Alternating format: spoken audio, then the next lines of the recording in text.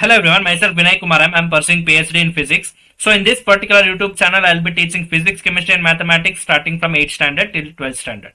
So if you want to learn physics, chemistry and mathematics, then please do subscribe to my channel. So in my last videos, I was discussing about the 11th chapter of 9th standard science subject, that was on sound.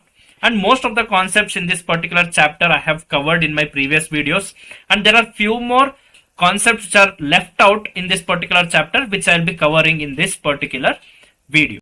Moving to the next concept in this particular chapter. So now we will discuss about range of hearing. So now all of us have ears to hear the sound. So ears of human being act as the detectors to detect the sound which are there around the atmosphere. So now what is the range of hearing of human beings? So for example, if I am considering human beings, so what is the range of hearing for human beings? So whichever sound which is more than 20 hertz frequency and less than 20,000 hertz frequency, so then a particular human ear can hear that particular sound. So always remember, sound should be in between 20 hertz and 20,000 hertz. So this is the range of human ears. So always remember, 20 hertz to 20,000 hertz is the frequency range. So in this particular range, if the frequency is there of a particular sound, then human ears can easily detect those sounds. So now, based on this range, if a particular sound which is having frequency, so frequency is denoted as nu, like this, I have discussed this in my previous video. So if the frequency of sound is less than 20 hertz, then human ears cannot hear these particular sounds. These kind of sounds are known as infrasound, or it is known as infrasonic sounds. So either it is known as infrasonic sound or it is known as infrasound if the frequency of that particular sound is less than 20 hertz. Now if this same frequency, if it is more than 20,000 hertz, so this is also out of range for human ears to detect, but still if a particular sound is having frequency more than 20,000 hertz, this frequency can be known as ultrasonic sounds. So always remember, this can be known as ultrasonic or ultrasound. So this can be known as ultrasonic sounds or ultrasound if the frequency of this particular sound is more than 20,000 hertz. So you might have seen the rhinoceros animals. These rhinoceros animals can communicate with each other using infrasonic sound.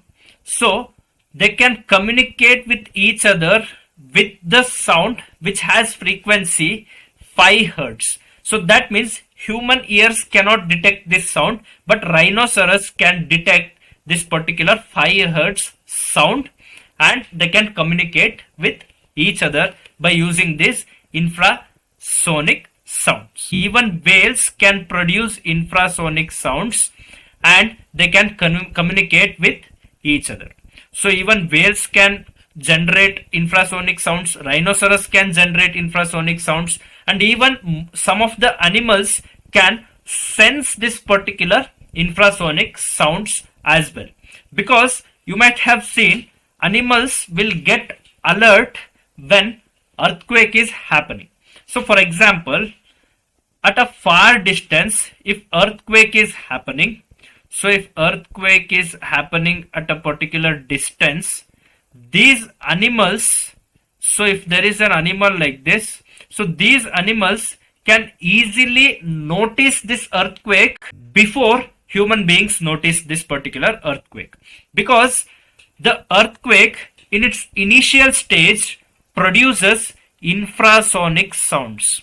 So earthquake in its initial stage, it produces infrasonic sound. So hence animals can hear this infrasonic sound before human beings can recognize earthquake. So that's why animals before human beings, they will get alert if an earthquake is striking, because earthquake initially they produce certain infrasonic sound which these particular animals can sense it.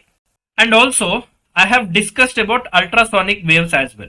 So these ultrasonic sound is generated from certain animals as well. So for example, bats, dolphins, and also rats can produce these kind of ultrasonic sounds. So there are some other animals which are named as moths. So these moths can hear the ultrasonic sounds better.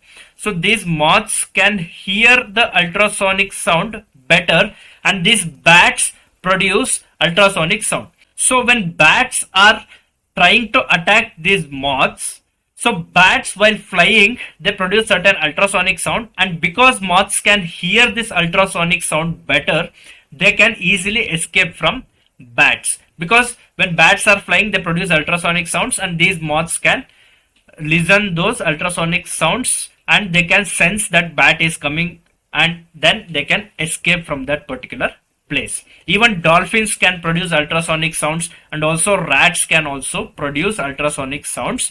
Even dogs can hear ultrasonic sounds better. So that means the sound which is having frequency more than 20,000 hertz, these kind of sounds can be heard by animals like bats, dolphins, rats, dogs, even whales can also hear this ultrasonic sounds. So now we will try to understand various applications of ultrasonic sound. So coming to the first application of ultrasonic sound.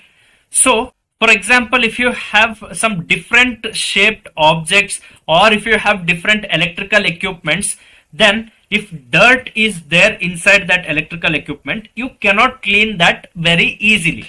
So at that time, if you send some ultrasonic sound waves into that object, so those ultrasonic sound can affect the dust particles which are sitting in that equipment, and the dust can be easily cleaned.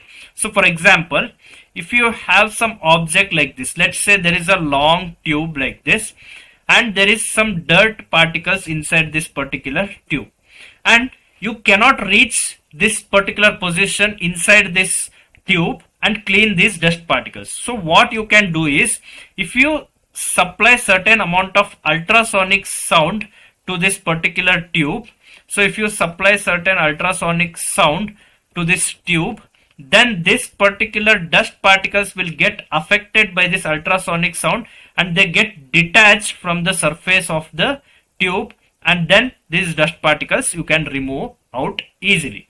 So that means the hard cleaning places of certain electrical equipments, hard cleaning places of certain weird shaped objects where the dust particles are stuck but you cannot reach them, so then you can supply necessary amount of ultrasonic sound and you can clean that particular positions or that particular places inside an electrical equipments as well. So this is one of the application of ultrasonic sound. So coming to the next application of ultrasonic sounds can even detect the cracks inside a particular metal blocks. So for example, if you have a metal block like this, and if you send some ultrasonic sound waves through this metal blocks, and if you keep a detector here, for example, this is a metal block and you have kept detector on the other side of metal block which can detect the ultrasonic sound waves. So there is a detector here, and from this particular position you are sending ultrasound like this. So now if there is no disturbances inside this metal block, then this sound will penetrate through the metal block and it reaches the detector. So for example, if there is a slight defect inside this metal like this, so this defect can be identified by this ultrasound, because when this ultrasound hits this defect, it simply gets reflected back like this. So that means detector cannot detect this particular sound wave. So that confirms that there is some defect inside this particular metal block. Even in large bridges and even in the buildings, if you want to test the cracks inside the metal blocks, or if you want to test the cracks in the bridge or in the building, then you can use this ultrasound technique, where you can send some ultrasound through that particular region, and on the other side you can keep the detector. If there is defect inside that particular region, then the ultrasonic sounds are not detected by the detector, because most of the ultrasonic sound is reflected back. So that shows if any defects are there inside that particular block. Even ultrasounds are used in echocardiography. So always remember, ultrasounds are also used in echocardiographs.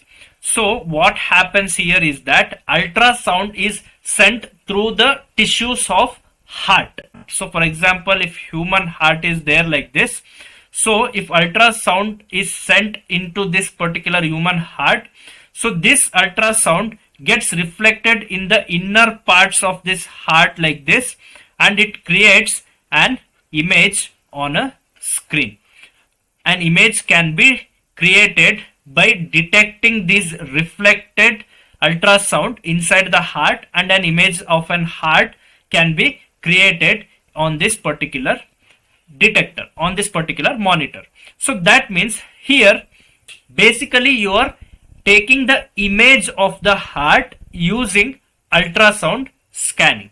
So that means you are supplying certain ultrasound to the heart of a particular human body, and that particular ultrasound reflects in between the tissues of the heart, and that sound is actually recorded as an image on a particular monitor. If there is deformities in the heart, it can be clearly noticed by a particular electrical signals. So you might have seen in ECG there will be some signals like this.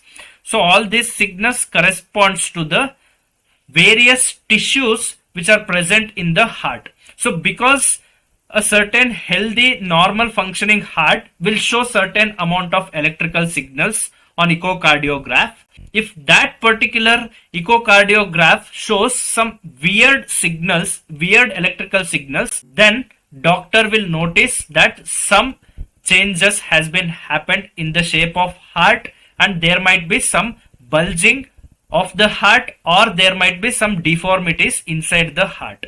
So based on the signals which are there in the echocardiograph, doctor can easily recognize whether heart is functioning normally or some abnormalities are there or not inside the heart. Even kidneys, lungs and various other organs inside human body, ultrasounds can be sent and images can be obtained. And also one more application is there. Ultrasounds can also be used to break the small stones which might be present in the kidneys of human beings. So you might have heard some people will be suffering with this particular stones in kidneys. So these ultrasound can break these particular stones into smaller particles. So this ultrasound can break these stones in kidney into smaller particles, and these smaller particles which has got broken, those particles can be flushed out from the kidneys by urinating. So that means here ultrasonic sounds can also be used to break the stones which are there inside the kidneys of a human being. So now we have discussed so many applications on ultrasonic sound waves. You can also refer some books and find out various other applications of ultrasonic waves. You can go to the internet as well and you can find various other applications of ultrasonic waves as well. So in this particular video, I have covered most of the applications which are there in this particular chapter. So this comes to the end of this particular sound chapter. So by now you have learnt most of the topics which are there in this particular 11th chapter of 9th standard science subject. So the exercises which are there for this particular chapter, I'll be discussing that in my subsequent videos. Till then, if you want to learn more physics, chemistry and mathematics starting from 8th standard till 12th standard, then you have to subscribe to my channel. Please do subscribe to my channel and stay tuned with my channel. Thank you.